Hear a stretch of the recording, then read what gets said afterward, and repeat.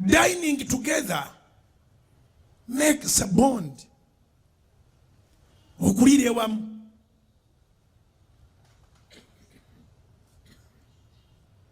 Mu mawanga agakulakulana nga ne mu Uganda mwekiri ku bantu abagenze kuleveddako temusobola kwogera kyamagezi nga temugenze ku kikopo kya chai.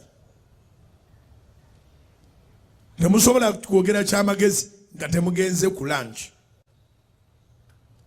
Temusobola kwogera kyamagezi nga temugenze ku dinner.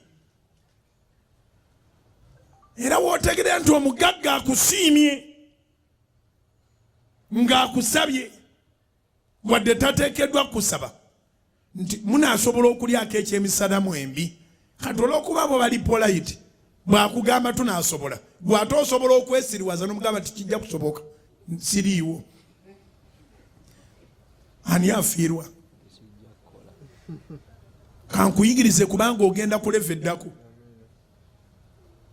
Omuntu akusinga takugambanga nti kinaayinzika ofuna wakadde munywe naka chai oba mulye mwenna ka lunch oba ka evening tea oba ka dinner ne weekwasa kwasa kubanga egyo emikisa si mingi.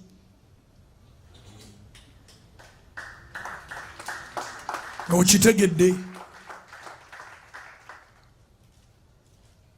wabula nkusabira okubeera n'omwoyo w'amagezi oleme kulya buli kintu.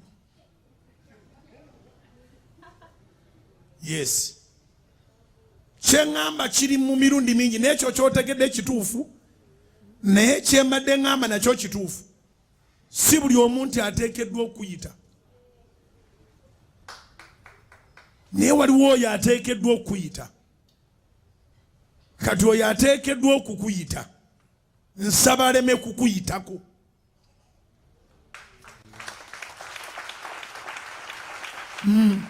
Oyo ateekeddwa okukuyita nga naawe owulira mu sipiriti yo wamwegomba obwedda Katonda bw'akuwa akakisa n'akuyita nsaba oleme kuyitwako that opportunity. Abamu mwamanyira enkwana ey'edda ey'okuyimirira ku biti kwesigama ku bisenge babakwanira mu bimwanyi abalala muli ba mu bitooke. Naye abantu abagunjufu bakwanira ku lunch, bakwanira ku breakfast, bakwanira ku dinner oba ku evening tea. Ebintu ebifaanaganako bwe bityo. Bembulira enjiri njagala muve ku level mugende ku level endala. Upgrade.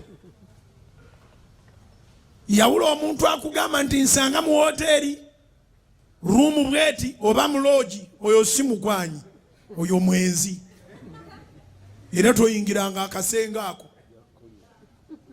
Omuntu yenna akwetaaga alina future n'obulamu bwo akwagala mu open space.